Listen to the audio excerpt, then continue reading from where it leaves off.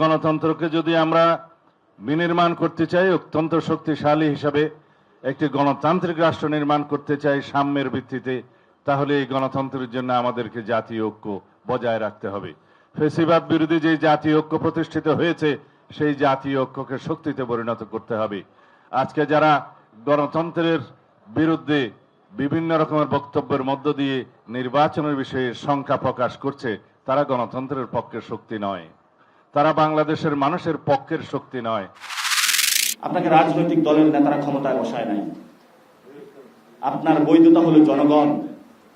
আপনার উচিত ছিল জুলাই ঘোষণাপত্র কোন রাজনৈতিক নেতৃবৃন্দকে শহীদদের সাথে রেখে আপনাকে জনগণ শহীদ ফ্যামিলি নিয়ে একসাথে দাঁড়িয়ে এই জুলাই ঘোষণাপত্র দেওয়া আপনার উচিত ছিল। আপনি জনগণের সাথে গাদ্দারি করেছেন, বেইমানি করেছেন।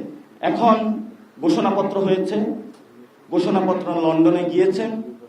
এই যে আমাদের নোবেল লরিয়েট ইউনূস স্যার, বাংলাদেশের মানুষ ওনার চোখে পড়ে না, ওনার লন্ডন যেতে হয়।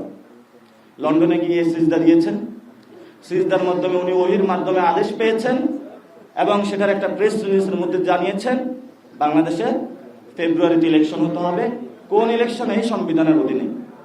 তা আপনার সিজদা তো ঠিক হয় নাই, আপনার সিজদা দিতে হবে বাংলাদেশের জনগণের প্রতি, কারণ জনগণ আপনাকে বসিয়েছে, সে সিজদার মাধ্যমে আপনি সঠিক দিক নির্দেশনা পাবেন।